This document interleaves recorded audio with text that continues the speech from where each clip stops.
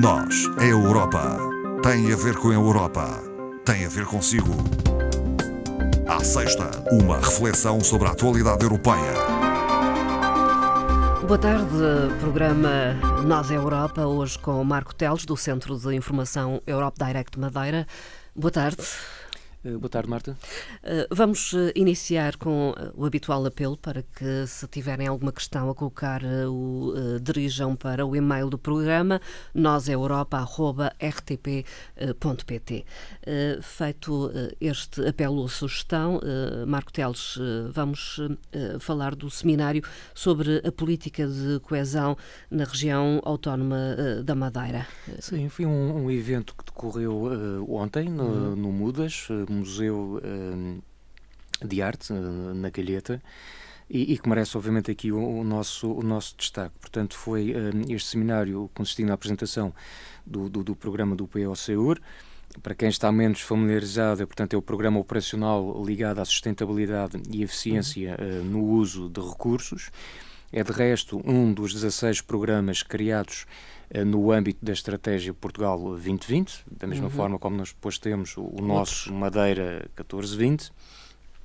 E a nível regional, e ao abrigo deste programa do PO-SEUR, convém realçar que foram já aprovados um total de 68 projetos em diferentes áreas, portanto, ligado, por exemplo, aos resíduos, ao ciclo urbano da água, adaptação às alterações climáticas também, às energias renováveis, e destes 68, 33 estiveram associados à área do planeamento e à gestão dos riscos, que para nós, obviamente, aqui na região, é uma área extremamente importante. Nós temos uma grande vulnerabilidade, como se sabe. Portanto, nos diferentes eixos houve projetos exatamente. aprovados. E isto, em termos financeiros, significa estes 68 projetos que falamos já de um fundo aprovado aqui para a região de um total de 219 milhões de euros. Portanto, obviamente, é um valor bastante elevado.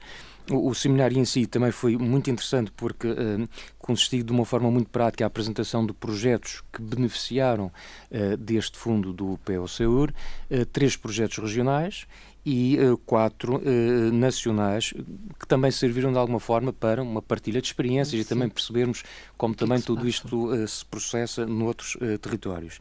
E também destacar o próprio elogio do Secretário de Estado Adjunto e da Mobilidade, José Mendes, que encerrou esta sessão, o elogio, portanto, ao trabalho feito aqui na região, uma vez que a nossa taxa de execução até está um pouco acima da média nacional. E, portanto, desse ponto de vista, obviamente, foi um seminário bastante positivo. Um outro tema tem a ver com a luta contra a desinformação, que a União Europeia enceta neste momento. E tem o título curioso, esta de Bolas de Bruxelas. Exatamente, não são bolas de Berlim, mas está tudo relacionado. Está tudo relacionado. É uma campanha muito interessante. Era outro evento que gostaria aqui de destacar. Teve lugar esta semana, na quarta-feira, na Avenida dos Aliados, no Porto, e com a ajuda também dos nossos colegas do Europe Direct do Porto, sendo, no entanto, uma iniciativa da representação da Comissão Europeia, e é uma ideia, uma das muitas ideias que a representação teve, no fundo, de esclarecer a população, porque aliás, faz parte de uma campanha que foi já lançada há algum tempo, que tinha a ver com os mitos da União Europeia, nomeadamente aquela questão se a União Europeia proibiu a venda de bolas de Berlim nas praias, se a União Europeia proibiu os carapaus, se proibiu, por exemplo, os brindes no Bolo Rei. Portanto, e não é verdade? Não é verdade. São situações que têm a sua devida explicação e que muitas das vezes decorrem até de legislação nacional, não por imposição até de Bruxelas. E, portanto, existe até de resto uma publicação que nós também temos no nosso centro e está disponível na internet, que é um bocadinho para desmistificar estas coisas. Portanto, mitos que acabam por correr depois entre os cidadãos. Já é difícil. Que depois é difícil, de facto, desmontar. E o que a representação fez foi esta iniciativa, um bocadinho associando às bolas de Berlim, da oferta das bolas de Berlim, aproveitar para esclarecer os cidadãos sobre alguns destes mitos e factos, relembrando, claro, ligando toda esta parte lúdica, se nós quisermos, à questão das eleições europeias, porque o essencial aqui é que as pessoas possam votar de forma consciente e devidamente informadas. Veja-se, de resto, a falta de informação, o que pode ter estado na causa do resultado do referendo que levou a este processo confuso do Brexit, vamos falar um bocadinho mais adiante. Mas isto é importante porque nós até já tínhamos falado nesta situação num outro programa cá. 83% dos cidadãos europeus estão, de facto, preocupados com esta questão da desinformação, das notícias falsas. Estão cientes que as notícias falsas existem e consideram mesmo que isto é um problema grave contra a própria democracia. Portanto, é um aspecto bastante importante, sendo destacar que, curiosamente, os inquiridos neste resultado do Eurobarómetro consideram que os meios de comunicação social tradicionais mais fiáveis são precisamente a rádio, com 70%, a televisão 66% e depois a imprensa 63%. Os sítios web e os sites de vídeos, as redes sociais, andam na casa dos 20 e muito %, sendo também, nós temos de ter aqui a salvaguarda do seguinte, é que isto se calhar é uma leitura média, mas isto perante nos jovens, não duvido que, por exemplo, estes valores não sejam exatamente assim. Mais aí, elevada, obviamente, talvez. as redes sociais, eles vão ligar mais às redes sociais, que é o que eles efetivamente utilizam no seu dia-a-dia, e se calhar não se preocupam tanto com a informação que vem pela televisão ou pela imprensa escrita, porque, enfim, preferem os meios digitais. Mas, obviamente, seja nos meios digitais, seja nos tradicionais, esta luta contra a desinformação é algo que não pode parar, como é óbvio.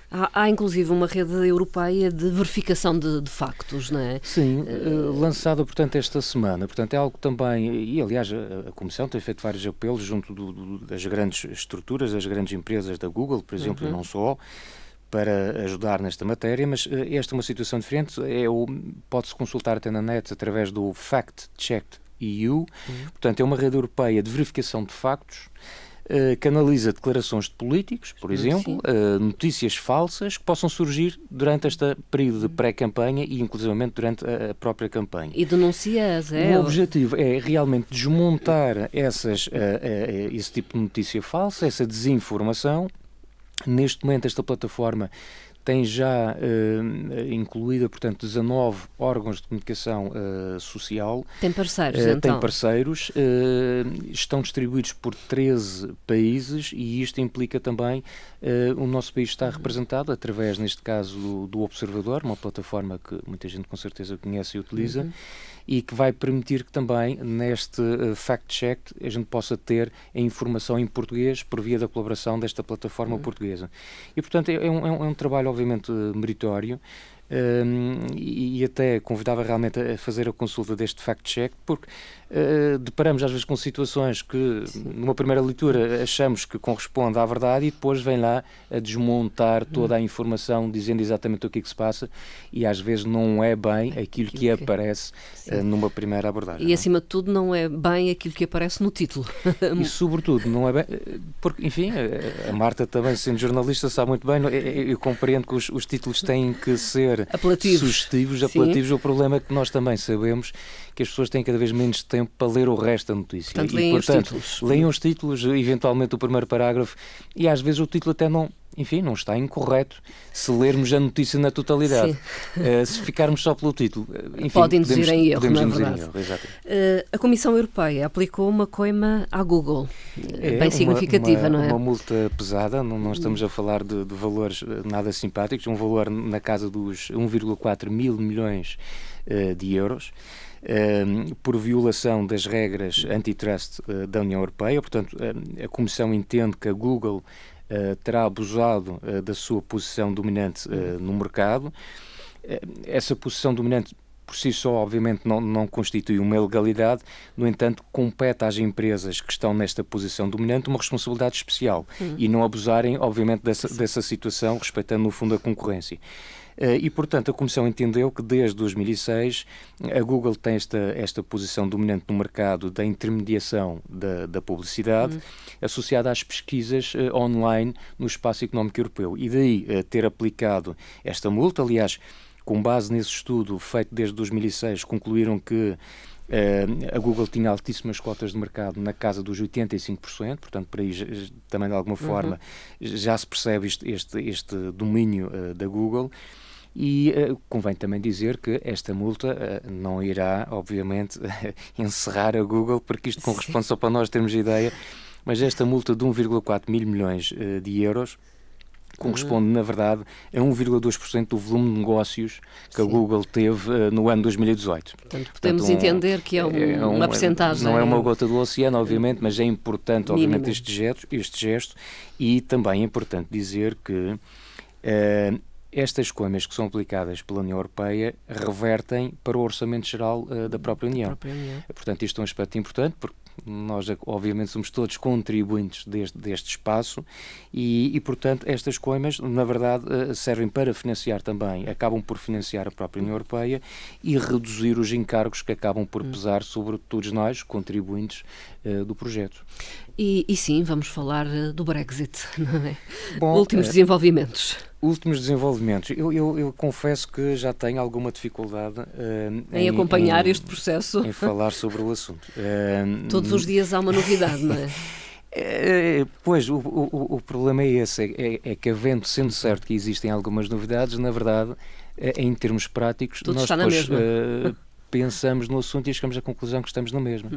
Portanto, nós tivemos um referendo já em 2016, tivemos a ativação do artigo 50, sabíamos que haveriam 2 anos para que se formalizasse essa saída do Reino Unido, e esse prazo termina a 29 de março, é de resto já para a semana. Sim.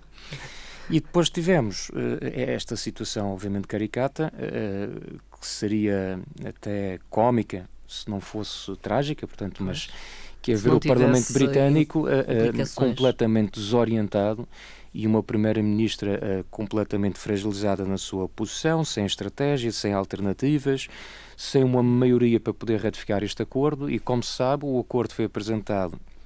O acordo que foi negociado com a União Europeia foi apresentado e chumbado pelo Parlamento Britânico em janeiro, creio por 200 e pouco votos, 230 votos. Foi novamente apresentado uma segunda vez e agora também não foi aprovado por 149 votos, ainda assim terá melhorado um pouco. Isto com cedências com algumas da União cedências Europeia. também da União Europeia. E haveria agora a hipótese de uma terceira votação, que Theresa May propôs esta situação e teve como grande novidade a oposição do Speaker do Parlamento, que veio dizer, bom, nós não podemos submeter à votação um acordo exatamente na mesma. Portanto, só se poderá apresentar, ela só poderá aprovar ou apresentar esse acordo se ele tiver alterações significativas. Caso contrário, para o Parlamento Britânico, entende que não deve ser possível apresentar essa proposta. Entretanto, propôs o adiamento, não é? Da saída do Reino perante Unido. estas recusas todas de não aprovar o acordo, mas também de não sair da União Europeia, Theresa May sugeriu que se faria um pedido de extensão, portanto, do prazo de saída não ser agora a 29 de março, mas um pouco mais prolongado. Falava-se inclusivamente na data de 30 de junho.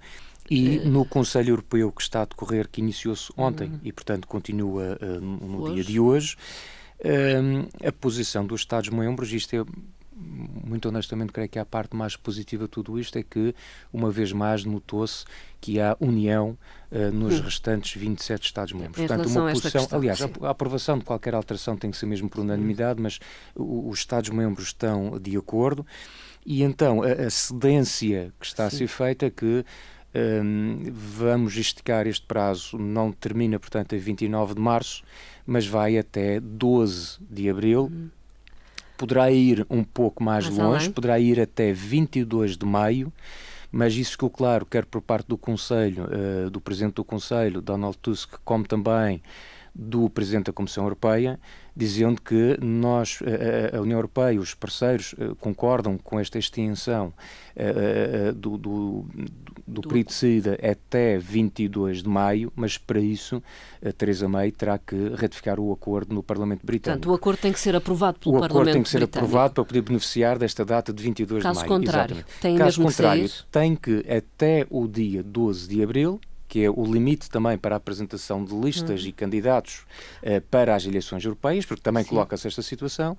Nesse caso, Theresa May tem que, até o dia 12 de abril, tem que esclarecer a Comissão, o Conselho, e dizer exatamente aos restantes parceiros o que é que pretende, qual é a estratégia, o que é que querem, no fundo, fazer para o futuro. Porque, de facto, como disse o Presidente Juncker, do lado da União Europeia já não há absolutamente mais nada a fazer.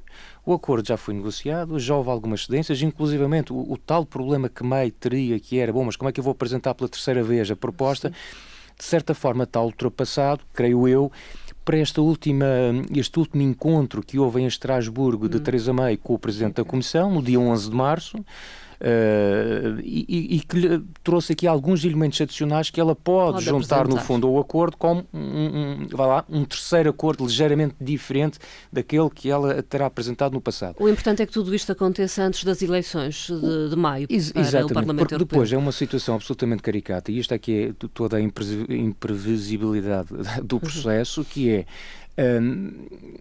se realmente decidirem não sair, então vamos ter eleições, e sendo o Reino Unido um Estado-membro de direito, pleno direito, os cidadãos britânicos têm o direito de eleger os seus representantes para o Parlamento Europeu. E, portanto, o Reino Unido teria promover eleições, teria que apresentar listas para as eleições europeias. Por outro lado, estamos a falar de um Estado-membro que pretende sair, e corrimos o risco de ter deputados no Parlamento Europeu que depois iriam sair passado, não sei, 6 meses, um ano, não faço a mínima ideia. Portanto, tudo isto é uma grande incerteza. Contaminaria, digamos, o período pré-eleitoral. E depois há aqui próprio quase uma situação jurídica um bocadinho complicada, porque, efetivamente, bom, o Reino Unido, neste caso, chegando àquela data, tem que participar nas eleições, ou então tem que manifestar antes disso, dizendo que de facto quer sair, e por isso mesmo não promove as eleições europeias. Uma coisa certa, noto que numa altura em que, embora se vá falando cada vez mais da questão das eleições, estamos a pouco mais de 2 meses das eleições europeias, que no caso do nosso país acontecem, como se sabe, no dia 26, e o que é certo é que todo este tema do Brexit, de certa forma, vai poluindo as conversas e os debates em torno das questões europeias. Está porque presente. Está sempre presente. Fala-se mais propriamente do Brexit, das pelo eleições. menos na questão internacional. Obviamente que a nível nacional, a nível interno, vamos falando dos candidatos que vão aparecendo dos diversos partidos políticos. Esse tema, obviamente, que vai surgindo com frequência. Mas, a nível internacional, o que se fala, a grande preocupação não é, de facto, a questão das eleições, é o Brexit. Portanto, é isso que está em cima da mesa.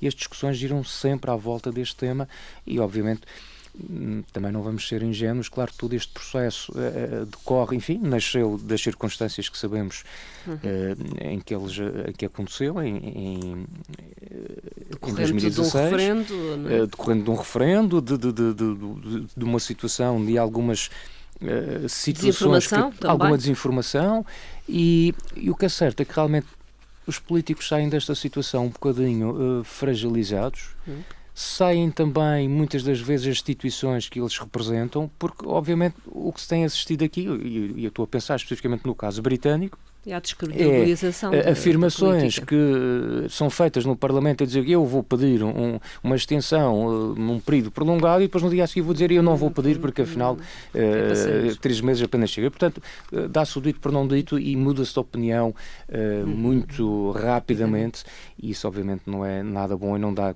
confiança nem estabilidade a ninguém. Não é? Certamente que será tema de próximas conversas. Eu creio que sim, neste eu espaço. creio que se calhar na próxima semana estou certo que teremos novamente o tema do Brexit em cima da mesa. Marco Teles, até lá. Obrigada. Até lá então, obrigado.